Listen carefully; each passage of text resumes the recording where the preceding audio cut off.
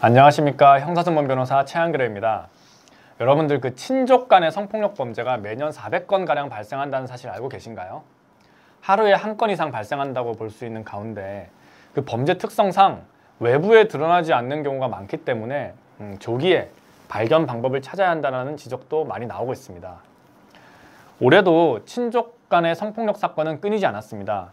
10세, 10살짜리 친딸의 몸을 더듬는 등 강제추행한 50대 남성이 1심에서 징역 3년에 집행유예 5년을 선고받았고, 앞서 수년간 의붓딸과 그 친구에게 성범죄를 저질러서 그들을 죽음으로 몰고 간 50대 남성에게 징역 20년을 선고한 바가 있습니다. 초등학교 고학년 때부터 가족인 오빠로부터 지속적으로 성폭행을 당한 19살짜리 청소년, 이하 A양이라고 하겠습니다. 그 A양이 청와대 국민청원에 글을 게시한 사례도 있었는데요. 피해자 A양은 아직까지도 가해자 오빠와 동거 중이라는 글을 게시하면서 국민들의 안타까움을 유발했던 사례입니다. 오빠의 행동은 A가 판단하기에 실수가 아니었고 피해자의 의사를 고려하지 않은 상태로 성폭행을 지속했다라고 알려져 있습니다. 피해자는 극단적 선택까지 시도했으나 양육자인 부친은 오히려 그런 피해자를 학대하였고 오히려 가해자는 오빠를 옹호했다라고 해서 분노를 일으켰죠. 자신과 오빠가 피해자와 가해자의 관계가 되었으나 이를 처벌하려 들지 않는 부모의 태도로 지금 A양이 청원글을 올려서 도움을 호소했던 겁니다. 사실 A양처럼 문제를 사회로 이끌고 나오는 경우는 흔치 않습니다. 친족 간의 성폭력에는 피해자와 가해자뿐만 아니라 온 가족의 이해관계가 얽혀있기 때문인데요. 처음 범행이 드러날 당시에 가정에서 그 가해자가 죽일 놈이 되긴 하겠지만 그를 신고해서 처벌받게 하는 것은 또 다른 차원의 문제라고 볼 수 있습니다. 타인에게 당한 성폭력은 가족의 조력과 응원을 받을 수가 있겠지만 친족 간의 성폭력에서는 그러기가 사실상 어렵기 때문입니다. 진술해줄 사람을 찾는 것도 쉽지 않지만 가족 간의 관계에서조차 단절될 수 있다는 정도의 각오를 해야지 신고로 나아갈 수 있는 사건이 상당히 많기 때문입니다. 그래서 친형제 또는 자녀 등 친족을 대상으로 성범죄 사건이 증가하고 있어서 사회적 문제가 되고 있지만 사실 가족 간의 일이다 보니 가족 내에서 쉽게 은폐될 수도 있는 범죄이기도 한 것입니다. 또한 사건화가 되었을지라도 친족 내에서 피해자에게 위증을 요구하거나 가해자가 범죄 사실을 부인해서 처벌로 이루어지기 어려운 경우도 굉장히 많습니다.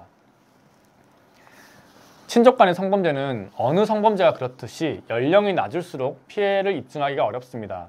피해자가 미성년자일 때부터 성범죄에 지속적으로 노출될 수 있기 때문에 그 피해를 인지하기 어려운 경우가 있고요.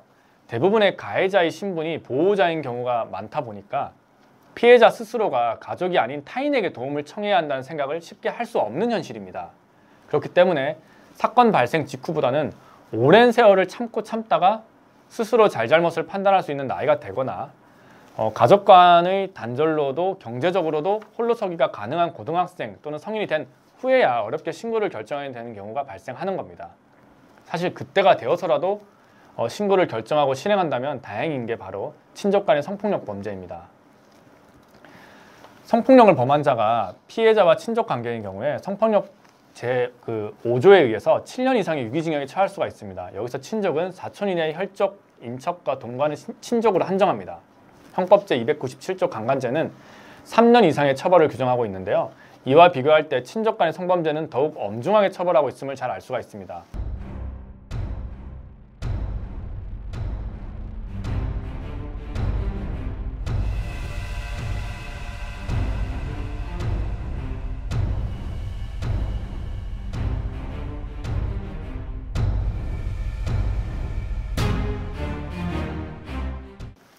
기본적으로 성폭력은 친족이 아닌 사람을 대상으로 했을 때는 그때보다 친족인 사람을 성폭행한 경우가 더 무거운 벌을 받습니다.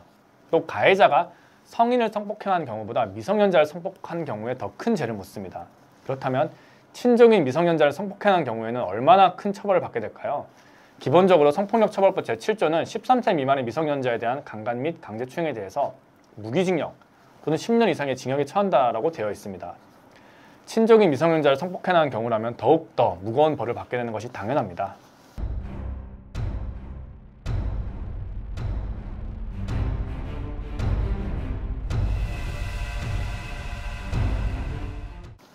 이러한 친족 성범죄를 신고하려면 명확한 증거자료 수집이 필요합니다.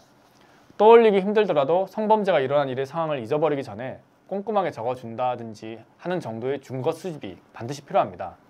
괴롭더라도 그 사건에 대해서 구체적이고 정확한 정보가 있어야만 진술의 신빙성이 생기기 때문입니다. 그렇다고 증거가 없으면 신고를 할 수 없는 것은 아닙니다. 증거가 없는 경우더라도 신고를 하는 것이 중요합니다. 성범죄에 있어서 증거 자료가 남는 경우가 더 적습니다. 그렇기 때문에 증거가 오래되었거나 남아있지 않더라도 피해자의 진술만으로 사건 수사가 진행이 되고 가해자가 처벌될 수가 있습니다. 중요한 것은 일관적이고 구체적인 진술, 일관되고 신빙성 있는 진술이 무엇보다 중요합니다. 친족 간의 성폭행을 입으신 경우에 여성 긴급전화나 한국성폭력상담소, 한국여성의 전화, 경찰 신고 등으로 상담 및 신고가 가능합니다. 어린이의 경우에 법률 조력인을 통해서 사건 진술을 보조받을 수도 있고요. 치료나 임시거주시설이 필요한 경우에는 스마일센터 등을 통해 보호 및 치료를 받을 수도 있습니다. 앞서 언급했듯이 친족 간의 성범죄 피해자는 대부분 수사기관에 신고하는 것을 꺼리거나 피해 사실을 제대로 인식하지 못해 고소하지 못하는 경우가 많습니다. 그리고 친족 간의 성폭행의 경우에는 더 쉽게 은폐되기도 합니다. 또한 어린이 피해자는 지속적으로 범죄에 노출되었기 때문에 그 피해를 인지하는 데 오랜 시간이 걸리고 피해 사실을 인지한다라고 해도 주변에 알려지는 것을 두려워합니다. 상대방을 보호해야 할 책임이 있는 사람이 친족의 기본권을 침해하는 반인륜적인 행위에 대해서 더 엄중한 처벌을 받아야 마땅합니다. 친족 간 성범죄는 의지할 수 있는 가족에게서 보호받지 못하는 범죄인 만큼 가해자와의 신속한 분리가 필요합니다. 또한 더더욱 엄중한 처벌과 평생 트라우마를 안고 살아가야 하는 피해자를 적극적으로 구할 수 있도록 더더욱 꼼꼼한 보호와 제도가 필요할 것 같습니다.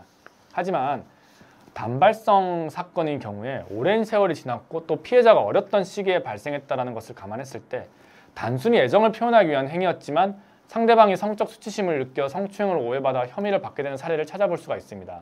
하지만 벌금형의 조항이 없는 만큼 유죄로 인정이 된다면 곧바로 실형으로 이어질 수가 있고요. 형사처분과는 별개로 신상정보 등록 및 공개, 고지, 취업 제한, 성폭력 치료 프로그램 이수와 같은 보완 처분까지 내려질 수 있는 만큼 오해에서 비롯된 사건인 경우라면 적극적으로 대응을 하셔야 하는 게 옳습니다. 사회로부터 울타리가 되어야 할 가족 간에 이러한 불미스러운 사건이 발생한 일이 점차 줄어들기를 진심으로 바라면서 오늘의 영상은 이만 마치도록 하겠습니다. 지금까지 형사전문 변호사 최한결이었습니다. 감사합니다.